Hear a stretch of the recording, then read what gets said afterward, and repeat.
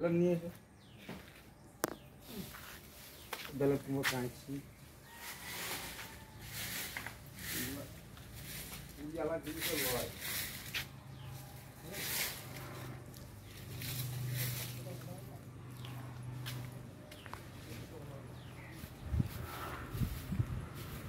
হরে কৃষ্ণ, রাধে রাধে। দেখুন এত বড় মঠে এখন দেখছেন এই চত্বর একবারে শুনশান, কোনো লোক নেই, ফাঁকা। কেবলমাত্র আমাদের কয়েকটা সেবক আর এতক্ষণ রথ পরিষ্কার করছিল, আরও ৩-৪ জন ছিল কর্মী, ওদেরকে ছেড়ে দেওয়া হয়েছে। ওরা আবার কালকে আসবে, রথ পরিষ্কার আবার করবে, ঘর্ষণ মার্জন, তারপরে আবার তার সাজানো টাজানোর ব্যাপার আছে। তো এই যে এখন ধরুন এত বড় মঠ, এতটা এরিয়া দেখছেন তো একবারে শুমশাম, কেউ আসেনি। গোমাতার যেন আমার কথা শুনছে, ওইদিকে রয়েছে ওখানে। তো যাই হোক, এখন কোনো লোক নেই, কিন্তু রথের দিনে দেখবেন বহু লোকে একবারে ভর্তি হয়ে যাবে, হাজার হাজার লোক বলা যায়। সেটাই স্বাভাবিক, সেদিন সকলে আসেন কেন? প্রভু জগন্নাথের রথরজ্জে আকর্ষণ করব, প্রভু শুভ দৃষ্টি নেব, কৃপা দৃষ্টি নেব, আনন্দময় বিগ্রহ ভগবান, তার দর্শন করে আনন্দ লাভ হবে, আমাদের ভক্তি লাভ হবে। আনন্দ সিন্ধু তিনি, করুণা সিন্ধু, দীনবন্ধু। তো তার জন্য সকলেই তো আসবেন, আসাটাই কাম্য, বাঞ্ছনীয়। কিন্তু তবুও যে কথা বলবো যে দেখুন, এরপরে সেই দিনে সে এখন হয়তো কারোকে পাওয়া যাবে না। এই আমরা যে কত চাপ নিয়ে দায় দায়িত্ব নেই এইভাবে একটা আয়োজন করি, সেটা সাধারণেরা কেউ বুঝবে না। সেটা শুধু ভগবান অন্তর্যামী তিনি বুঝবেন। ভগবানের প্রিয় পৃষ্ঠজন প্রকাশ বিগ্রহ শ্রী গুরুপাদ পদ্ম অন্তর্যামী, তিনি বোঝেন, বাকি সবাই বোঝে না। বাইরের সব লোকজন আসবে, গ্রামবাসী বলুন আবার অন্য কেউ বলুন, সব গ্রামবাসী যে খারাপ হয় তা নয়। সকলের ধারণা হেতুমপুরের বোধহয় গ্রামবাসীরা খুব এরকম ডিস্টার্ব করে, মহারাজের রথ নিয়ে প্রতিবার। না না, এটা ভাববেন না, গ্রামবাসীরা খুব ভালো। বহু ভক্ত সজ্জন আমাকে যথেষ্টই আদর, সম্মান, ভালোবাসা সবই দিয়ে থাকেন। এখানকার মন্দিরের সম্পর্কে, প্রভু জগন্নাথের সম্পর্কে, মহাপ্রভুর সম্পর্কে, গুরুপাদ পদ্মের সম্পর্কে। তবে 2-4 জন তো সব জায়গাতেই খারাপ থাকবে। এখন 2-4 জন তারা আবার দাবি তোলেন, কী দাবি না, আমাদের এই করতে হবে, ওই করতে হবে, এরকম নিয়ম মানতে হবে, কন্ডিশন। কেননা আমাদের গ্রামে এটা সব জায়গায় একবার করে ওঠে, ঝড় ওঠে, আবার ঝড় কালবৈশাখী থেমেও যায়, সবই ঠিক হয়ে যায়। তো আমাদের মহাপ্রভুটা চাপলে ভালো হয়, আমাদের ওই বিগ্রহ চাপলে ভালো হয়, এরকমভাবে মঠকে পরিচালনা করলে ভালো হয়। তো দেখুন এখন তাদের কিন্তু দেখা নেই। যারা কোনোদিন মহাপ্রভুকে দর্শন প্রণাম করতে আসে না, একটা ধূপও দিতে পারে না, একটা বাতাসাও দেওয়ার যাদের ক্ষমতা নেই বলবো না, রুচি নেই, প্রবৃত্তি নেই, তারাও এসে ভক্তিতে গদগদ হয়ে আমার এই ঠাকুর চাপলে ভালো হয়। ঠাকুরকে তারই প্রিয়জন নিজজনের কৃপা, অর্থাৎ গুরুপাদ পদ্মের কৃপায়, গুরুপাদ পদ্ম কর্তৃক নিয়োজিত হয়ে আমরা প্রভুকে খাওয়াই, পড়াই। হ্যাঁ, প্রভু আমাদের হাতে খাবার গ্রহণ করেন, আমাদের শৃঙ্গার গ্রহণ করেন। এবং আমাদের সেবকরা যারা 12 মাস এখানে থেকে ঝড় ঝঞ্ঝা বজ্র বৃষ্টি সহ্য করে, কোন গ্রামবাসী এলো না এলো, প্রশাসন কে কোথায় এলো না এলো, কোনো বিশিষ্ট কেউ এসেছেন কি না, রাজা মহারাজরা কি এলেন না এলেন, দেখলেন না দেখলেন, আমরা আমাদের সেবকরা কেউ চিন্তা না করে শুধু প্রভুকে দেখেন আর প্রভুর সেবায় ব্রতী থাকেন। অক্লান্ত পরিশ্রম করতে হয় সেবকদেরকে, যারা থাকেন, যারা থাকে না তারা কি বুঝবেন। তো তার ফলে তারা কখনো কর্তৃত্বাভিমান রাখেনও না, প্রদর্শনও করেন না, এবং তাদের সেই অভিলাষও নেই। তারা জানেন আমরা প্রভুর দাস। অনেক সময় বিভিন্নজন বিভিন্নভাবে আমাদেরকে উপদেশ দিয়ে থাকেন, মহারাজ চিন্তা করবেন না, সব ঠিক হয়ে যাবে, মহাপ্রভু আছেন, শ্রী গুরুদেব আছেন। তাই আমি বলবো, ভাই বন্ধু, আপনারা চিন্তা করবেন না। এই বিশ্বাস, এই ভরসাটা আজকে আপনার বলার পরে আমার হবে তা নয়। এই বিশ্বাস, এই ভরসা ভগবান আমাকে অন্তত শৈশবেই দিয়েছেন। আর এছাড়াও যখন আমি পরমারাধ্য শ্রী গুরুপাদ পদ্মের কাছে আসি, তখন তো অনেকটাই বিশ্বাস দিয়েছিলেন। আর এছাড়াও গুরুপাদ পদ্ম যখন আমাকে কৃপা নির্দেশ করে দায়িত্ব দিয়ে, চরণে আশ্রয় দিয়ে সেবায় নিযুক্ত করলেন, তখন আরও সেই বিশ্বাস আমার প্রগাঢ় বিশ্বাসে পরিণত হল। তো এগুলো তো আমরা জানি। আমাদের যদি ভগবত বিশ্বাস না থাকবে, তাহলে এই বিশাল জায়গাতে, এই জঙ্গলের মধ্যে আজকে তো এত সুন্দর দেখছেন, সেদিনকার অবস্থা, 20 বছর আগের অবস্থা যে কী ছিল সে তো ভাষায় বর্ণনা করতে পারবো না। গ্রামবাসী কিছু কিছু জন, 2-4 জন, সবাই না, অধিকাংশ ভালো না হলেই দুর্গম জায়গাতে, ফাঁকা জায়গায়, বনের মধ্যে আমরা থাকবো কী করে, কিন্তু 2-4টে তো সবসময় থাকবে। তো তারা এত সব দাবি দাওয়া আন্দোলন দেখান, আমি বহুবার বলেছি, আবারও বলছি, তাদের এইটুকু মুরুদ ছিল না, কৃতিত্ব ছিল না, যে এখানে মহারাজ রামরঞ্জন চক্রবর্তী মহাশয় মন্দিরে বিগ্রহ রেখে গিয়েছিলেন, স্থাপনা করেছিলেন অষ্টশোকের সেই বিগ্রহ, কেউ রক্ষা করতে পারেননি, তাদের কারও ক্ষমতা হয়নি। আপনারা যার কথাই বলুন না কেন, না পুলিশ প্রশাসন সেটা রক্ষা দিতে পেরেছে বা উদ্ধার করতে পেরেছে। সত্য কথা বলতে তো ভয় চিন্তার কিছু নেই। আর না রাজবাড়ি থেকে পেরেছেন, রাজা তো মহারাজ রামরঞ্জন চক্রবর্তী মহাশয় তো প্রতিষ্ঠা করে দিয়েছিলেন, তারপরে তারা রাখতে পারেননি। যখন শেষের দিকে হয়ে এসেছিল, ভগবান আমাদেরকে কৃপা করে প্রেরণা দিয়ে মহারাজ মাধবীরঞ্জন চক্রবর্তী মহাশয়ের মাধ্যম দিয়ে আমাদের হাতে এটি অর্পিত হয়েছে। উনি ট্রাস্টি ছিলেন, নিঃশর্ত দান করেছিলেন। আজকে হয়তো অনেকে আপনারা বলবেন, প্রশ্ন করবেন, ভাববেন, বা আমাকে প্রশাসন বিভাগ অনেক সময় বোঝাচ্ছিলেন, ওরা আর চাচ্ছেন যখন, তখন একটু করলেই তো।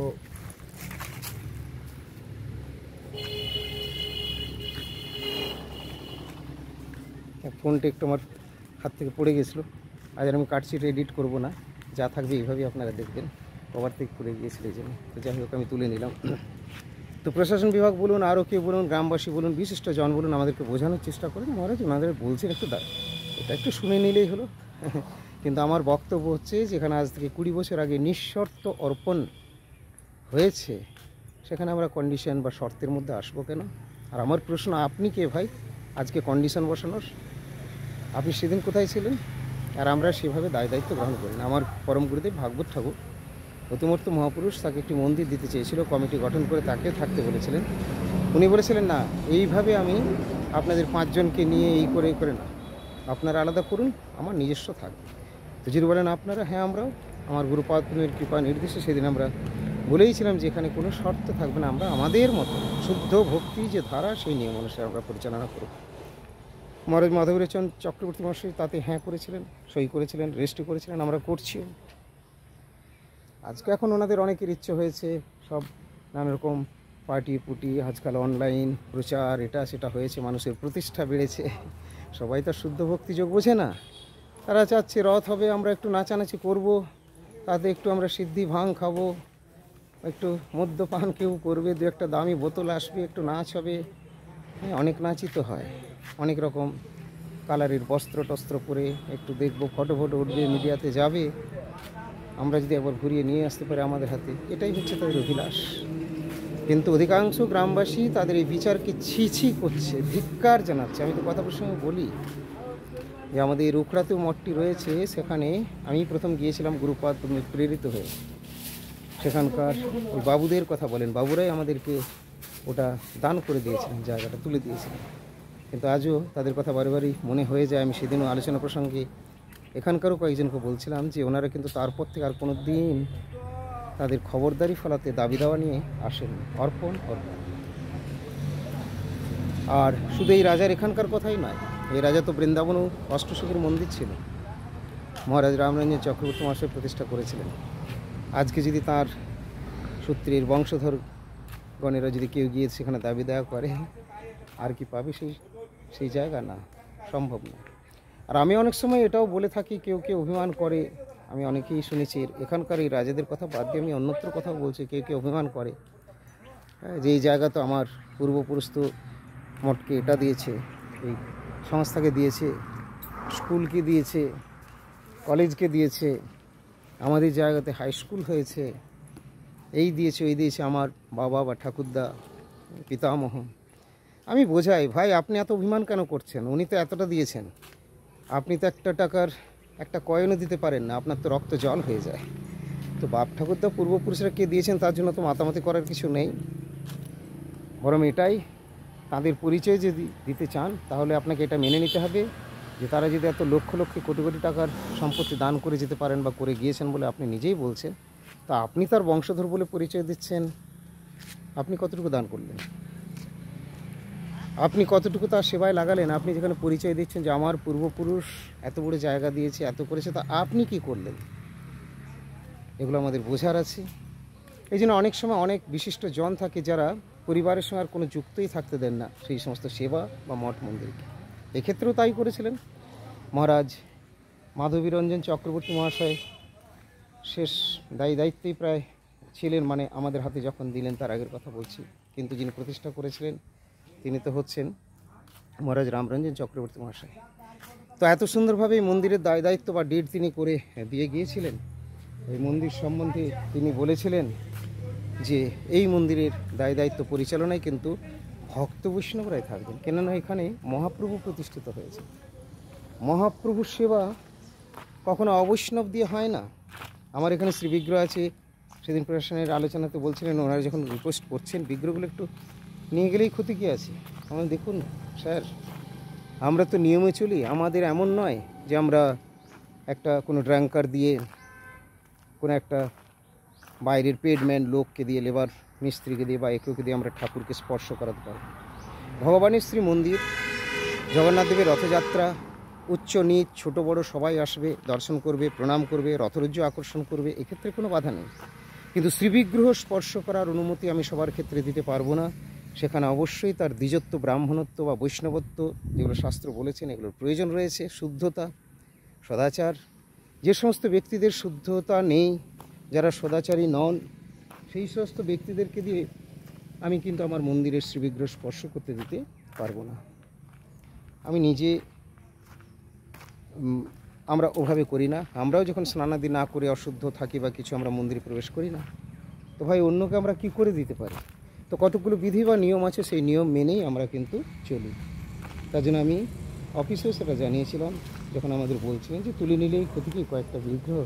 আমি বললাম বিগ্রহ মানে আমাদের কিন্তু পুতুল নয়, তাই সেটা আমাদের পক্ষে সম্ভব হবে না ওইভাবে। তার নিয়ম কিছু আছে, সেগুলো যারা মানে, যারা গৌরাঙ্গের ভক্ত, যারা গৌরাঙ্গের কথা শুনে, যারা গৌরাঙ্গের শিক্ষা দীক্ষা নিয়ে চলে, সেই গৌরাঙ্গের ভক্ত হলেই সেরকম লোক পেলে সম্ভব। তো আমার কাছে তো সেরকম লোক নেই, আমি কাকে দেবো? বলছেন আমরা যদি কাউকে, আমি বলি হ্যাঁ কাউকে দেবেন, কিন্তু তার যদি সদাচার শুদ্ধাচার সেরকম না থাকে, তিনি যদি গুরু বৈষ্ণবের আনুগত্যে না থাকেন, তিনি যদি শুদ্ধ ব্রাহ্মণ বা শুদ্ধ বৈষ্ণব যদি না হন, তাহলে তিনি কি এই বিগ্রহ এসে স্পর্শ করতে পারবেন? আমি অনুমতি দিলেও মহাপ্রভুকে সেটা স্বীকার করে নেবেন? দেখুন, পরবর্তী সময় যদি কোনো দুর্ঘটনা হয় তার জন্য কিন্তু আমি দায়ী থাকব না, কেননা এটা অবৈধ হয়ে যাবে, অশাস্ত্রীয় হয়ে যাবে। আর আপনারা আমার উপরে জোর চাপাবেন না, কেননা জোর করে আমার পক্ষে এতগুলো মেনটেন করে এটা সম্ভব নয়। অবশ্য আমি সবার কথা চিন্তা করি না, সবাইকে ভয়ও করি না। ভয় তো একমাত্র আমার ভগবান জগদীশ্বর আর জগন্নাথের শ্রীচরণ তলে রয়েছি, বাকি সব তার অধীন। তো এইভাবেই জানিয়ে দিয়েছিলাম। বলার পর ওনাদের খুবই রিকোয়েস্ট, অন্তত মহাপ্রভুর বিগ্রহ একটা। আমি ঠিক আছে, দেখবো, চেষ্টা করবো ইত্যাদিভাবেই হ্যাঁ করেছি, কিন্তু সেটাও যেন আমার মহাপ্রভু হয়তো চাইছেন না। কে চাপাবেন বিগ্রহ, কে তুলবে, কাকে দেব? আর যে রাজবাড়ি থেকে এত তো লোকজন রাজবাড়ি থেকে গিয়েছিল আলোচনায় পক্ষে, তারাও যে সেরকম লোক দিতে পারবেন তাও নয়। তো শেষে প্রশাসনের আলোচনা বলুন আর রাজবাড়ি বা আরও 10 জন 5 জন বিশিষ্ট যারই বলুন সব বললেন। তা আমিও কিন্তু অতখানি আর ইন্টারেস্ট নিলাম না। আমি দেখলাম আমরা দিনের পর দিন, মাসের পর মাস, বছরের পর বছর যার জন্য এত খুঁটে খুঁটে করে যাই, তোমরা কিছুই করতে পারো আর না পারো। অনেক সময় একটা কথা আছে না, ভালো করতে পারি আর না পারি, খারাপ তো করতে পারি। নাক কেটে পরের যাত্রা ভঙ্গে, এরকম অনেক কিছু কথা আছে। গ্রামের 2-4 জন এসেছে, আসছে আলোচনা, অনেক কিছু দাবি দেওয়া, কিন্তু তার মানে এটাই ভাববেন না যে হেতমপুরের লোক খুব খারাপ। না, আমি বলিনি, বলবো না। হেতমপুরের লোক খুব খারাপ হলে হেতমপুর গ্রামে এই জঙ্গলের মধ্যে আজকে আমি এইভাবে এই মঠে থেকে যেতাম। ম্যাক্সিমাম লোকই ভালো, অন্তত আমার কাছে। আর আমি যখন যাই তারা যথেষ্ট সম্মানাদি করে থাকেন। তারা মঠের ভক্ত না হোক, সবাই নিরামিষ ভোজন না করুক, সবাই সদাচারী না হোক, কিন্তু শ্রদ্ধা করে। আর মঠের সম্পর্কে, মহাপ্রভুর সম্পর্কে আমাকেও করে। তাহলে যে আন্দোলনটা শুরু হয়েছিল সেটা আজকে 20 বছর পরে হচ্ছে, বুঝতে পারছেন না? ওই কয়েকটা চিংড়ির মতো থাকে, তারা দাবি দাওয়া করতে চলে আসে। আমার বক্তব্য হয়, তোমরাই যদি করবে তাহলে আমাদেরকে ডেকে ডেকে ডেকে ডেকে তোমাদের পূর্বপুরুষরা তুলে দিল কেন? তোমরা ছিলে না তখন, দিল কেন? তোমরা যে সমস্ত আবার করছো, আমি যদি ছেড়ে দিই তোমরা এইভাবে চালাতে পারবে? বলবেন হ্যাঁ পারবো। হ্যাঁ পারবে। ওই কী হবে, মাতালদের হাতে তুলে দেবে, না হয় কোনো রাজনৈতিক দলকে দিয়ে দেবে, দিয়ে ওই রকম একটা হবে। যখন যে দল থাকবে তখন সেই কালারের কিছু কাপড় পরে একটু কিছু ঢেলে জয় জগন্নাথ নাচতে থাকবে, এই দিকে হবে। কিন্তু সাধু সন্ত ভক্ত দ্বারা যে সেবা হয় সেটা কোনো রাজনৈতিক দলের, কোনো বিশিষ্ট ব্যক্তির অধীন তারা নয়। আর সাধু সন্ন্যাসী যারা, তারা ওই পুলিশ না প্রশাসন না এটা না সেটা, এ সমস্ত অত চিন্তা করে না। তারা কোনো দুনম্বির মধ্যে থাকে না। যারা লিগ্যাল যে সমস্ত ভক্ত সন্ন্যাসী যারা রয়েছেন, তারা সেই জায়গাতে থেকে তারা আচরণ করেন। তাই তারা কোনো চিন্তা বা ভয়ভীতি করেন না, নির্ভীকভাবে সেবা করে যান, সকলকে নিয়েই চলেন। আমরা সবাইকে সম্মান দিই, পুলিশ প্রশাসন, থানা, পাবলিক, ছোট বড়, উচ্চ নিচ, ভালো মন্দ, ধনী দরিদ্র, মানুষ, পশু পক্ষী, কুকুরটাকে আমরা অযথা টর্চার করি না, আর ছাগলটাকে হাঁসটাকে আমরা তো হিংসা করি না। অনেকেই পেলে দেখ বলবে কখন কেটে ভক্ষণ করবো, না আমাদের হিংসা। তাই আমরা কোনো জবরদস্তি মানি না। ইতোপূর্বে প্রায় 20 বছর আমরা কখনোই মানিনি। আমাদের মহাপ্রভুকে, এই ঠাকুরকে আমরা চাপাইনি। অনেক কিছু কারণ ছিল, তার যথাযথ উত্তরও দিয়েছি।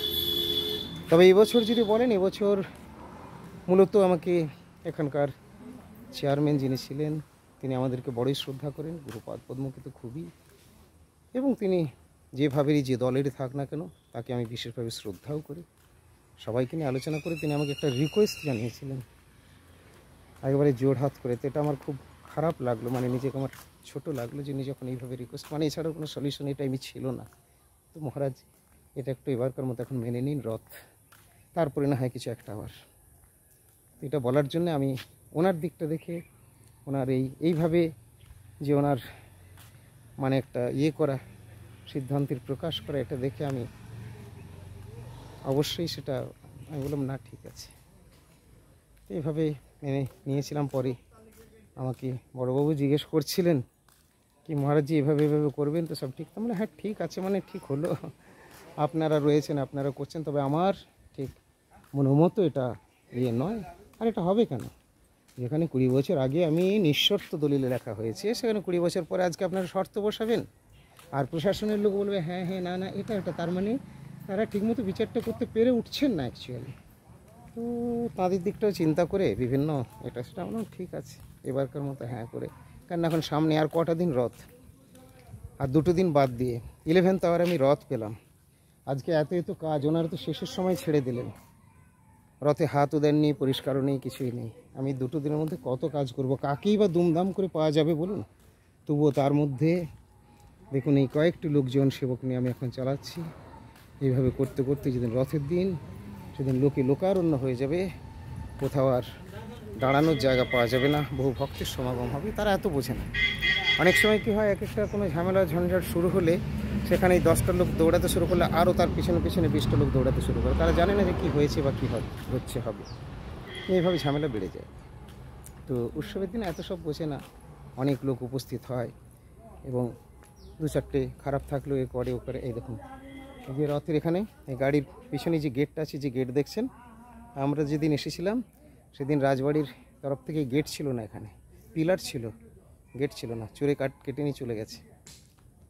ভগবানের কৃপায়, মহাপ্রভুর আকর্ষণে আমি আসার পরে এই গেট বসিয়েছে। শুধু গেট নয়, এই যে রোড দেখছেন, এই রোড ছিল না, কাঁচা ছিল। শুধু তাই নয়, কত আপনারা দেখবেন যে কী ছিল, এখানের থেকে এই যে রাস্তাটা দেখছেন, এটা আসার রাস্তা ছিল না। এই যে মোরাম দিয়ে দেখছেন, এই জায়গা থেকে, এই বেড়ার পরের থেকে এই দিকটা পুরোটা, এই বেড়ার পর থেকে পুরোটা একটা ডোবার মতো গর্ত হয়েছিল, কারণ মোরাম তুলে তুলে বিক্রি করা হয়েছে। আর আমি আসার পর মোরাম কিনে কিনে কিনে কিনে ভরিয়ে এই জায়গাটাকে নিয়ে গিয়ে একবারে যেটা গর্ত হয়ে গেছিলো সেটাকে নিয়ে গিয়ে এইভাবে লেভেলিং করিয়ে তারপরে দিনে দিনে দিনে দিনে জায়গাটাকে তুলেছি। আমার উদ্দেশ্য নয় যে মন্দির থেকে কোনো কিছু উপার্জন করা, কিন্তু আমার উদ্দেশ্য মহাপ্রভুর মন্দিরকে শুধু সংরক্ষণই নয়, আরও যেন তার উন্নতি হয়, বর্ধিত হয়, এটাই আপ্রাণ প্রয়াস, এবং সেটা হচ্ছে। আমরা পেয়েছিলাম এটাকে প্রায় শেষ করে দেওয়ার পরে। মহারাজ রামরঞ্জন চক্রবর্তী মহাশয় এত বড় মন্দির করেছিলেন, তার অনেক কিছু ছিল, কিন্তু সব শেষ হয়ে যাওয়ার পরে আমাদের হাতে এসেছে, সেটা গ্রামবাসী সবাই জানেন। তাই গ্রামবাসী 90% মানুষ আমাদের পক্ষে, আমাদেরকে চান, আমাদেরকে সাপোর্ট করে। শুধু 2-4টি রয়েছে যারা একটু পাবলিককে ভুল বুঝিয়ে তোলেন, আমাদের রথ, আমাদের রথ, রাজাদের রথ, রাজাদের রথ। আর বোঝানোর মতো ভালো লোক থাকলেও তারা সাহস করেন না। তারই মধ্যে কেউ বোঝান, হ্যাঁ এত লাফালাফি কেন কি করছিস তোরা, যখন এই জায়গাটাতে কেউ আসতে পারতো না, এত চুরি হলো, এখানে ঠাকুর চুরি হয়ে গেছে। রুমের মধ্যে যে ছাতে যে ইয়েগুলো ছিল, লোহার বিম জয়েস্ট যেগুলো, সেগুলো কাটা দিয়ে কেটে নিয়ে চলে গেছে। এই গেট ছিল না, কেটে নিয়ে চলে গেছে। কোন জায়গার কি মঠ চিন্তা করি, ওই গেট ছিল না। অথচ আজকে রাজবাড়ির বলবে তারা যে আমরা রাজবাড়ির পক্ষের বা আমরা রাজবাড়ির কর্মচারী, বা কেউ বলে আমি রাজবাড়ির দালাল। আজকে আর দালালই শেষ পাবেন না। ভাই আপনারা কোথায় ছিলেন সেদিন? এই গ্রামবাসী নয়, এলাকাবাসী সবাই জানে। তাই যে কথা বলছিলাম, বাবুদের কথা, উখড়া মঠ তারা অর্পণ করেছেন, কিন্তু ঘুরেও আর তাকাননি। এই হলো প্রকৃত প্রদান, অর্পণ বা দান। তা আমি সবাইকেই বলবো যে এই যে মঠ মন্দির এত সুন্দর সেজে উঠছে, এই সম্বন্ধে যারা আঙ্গুল তুলছেন নিশ্চয়ই জানবেন তাদের কোনো স্বার্থ রয়েছে, অভিসন্ধি রয়েছে, এবং তারা অবশ্যই মহাপ্রভুর বিরুদ্ধে আচরণ করছেন। মহাপ্রভুর বিরুদ্ধে আচরণ করে কেউ কেউ কখনো সুখী হতে পারেন। আর যে সমস্ত আমাদের ভক্তরা রয়েছেন, বিশেষ করে যারা নতুন, তারা খুব ধ্যান দিয়ে শুনবেন। অনেক সময় ভাববেন এরকম কেন হচ্ছে, এই ঝামেলা টামেলা ইত্যাদি, এগুলো হচ্ছে আপনাদের পরীক্ষার জন্য, তাদের পরীক্ষার জন্য, আমাকে আরও কৃপা করার জন্য, সেবা দেওয়ার জন্যে। আর যারা বাধা দিচ্ছে তাদের অমঙ্গল আনার জন্যে। যুগে যুগে এগুলো তো হয়েই থাকে। এই জন্যেই বাধা বিপত্তি দেখে কখনো ভক্তরা দুর্বল হন না, চিন্তিত হন না কেন হচ্ছে, পরন্তু তারা আরও দৃঢ়তার সঙ্গে এগিয়ে চলেন। যা হচ্ছে ভালো হচ্ছে, it is all for the best. আমি সবসময় আমার প্রভুর কৃপা জেনে প্রভুকে নিয়েই চলবো। আমি প্রভু আমার সব সময় রয়েছেন।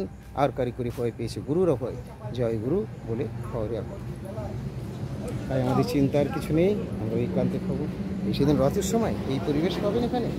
রথে আমাকে ঠাকুর তুলতে না তুলতে দিতেই একবারে লোকে এই 2-10টা থাকে বললাম না, ম্যাক্সিমাম লোক খারাপ না, ম্যাক্সিমামই ভালো, 90% ভালো।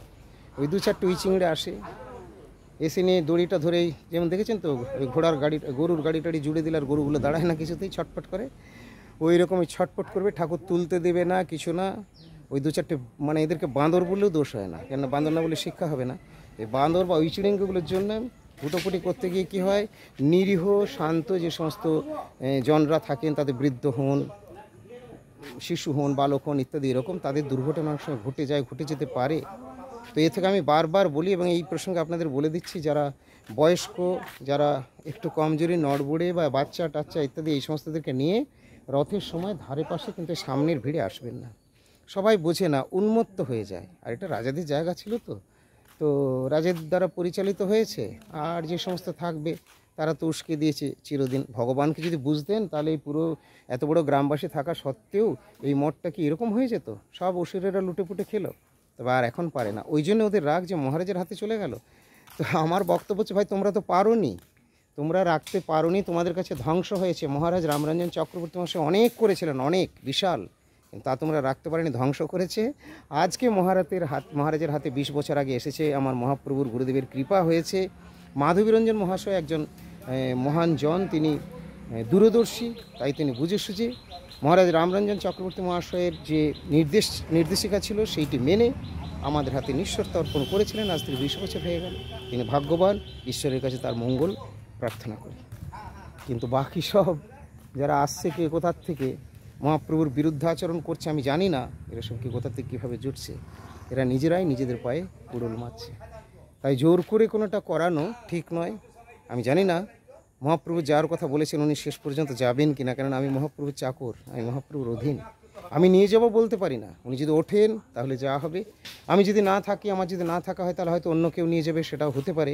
কিন্তু উনি অন্য কারোর সঙ্গে যাবেন কি না, অন্য কারো তাকে নিয়ে যাওয়াটা সম্ভব হবে কি না, সেরকম কেউ আছেন কি না আমি জানি না এখনও পর্যন্ত সেটার কী ব্যাপার। তবে জগন্নাথ দেবের রথযাত্রা, জগন্নাথ দেব তো খুশির সঙ্গেই প্রত্যেকবারই যান। এবারও আমরা অপেক্ষা করব তার জন্যে। আর আপনাদের সকলের সাদর আমন্ত্রণ থাকলো সহযোগিতা শুভেচ্ছার জন্য। জয় জয় শ্রী গুরুপাদ পদ্মমুখী জয়। আপনারা আসুন এবং আগামী দিনের রথযাত্রায় সকলকে নিয়ে আমরা মহা আনন্দে রথযাত্রা অনুষ্ঠান করি এবং সেই সাথে জগন্নাথ দেবের কৃপা লাভ করে ধন্য হই। এবং হেতুপুর শ্রী গৌরাঙ্গ মঠে যে গৌর নিত্যানন্দ অদ্বৈত আচার্য প্রভু রয়েছেন এবং তাঁদের যে মন্দির, এটি যেন আরও উজ্জ্বল হয়, এই জন্য সবার কাছে আমরা সেই সমস্ত আলোচনা করব। সহযোগিতা প্রার্থনা করব। আজকের আলোচনা এখানেই বিরতি। জয় শ্রী গুরুপদ পদ্ম কি জয়, অনন্ত ভক্ত বৈষ্ণব বৃন্দ কি জয়, হেতমপুর শ্রী গৌরাঙ্গ মঠ কি জয়। জয় গৌর নিত্যানন্দ অদ্বৈত আচার্য প্রভু জগন্নাথ বলদেব সুভদ্রা দেবী কি জয়। নিতাই গৌর প্রেমানন্দে হরি হরি বল।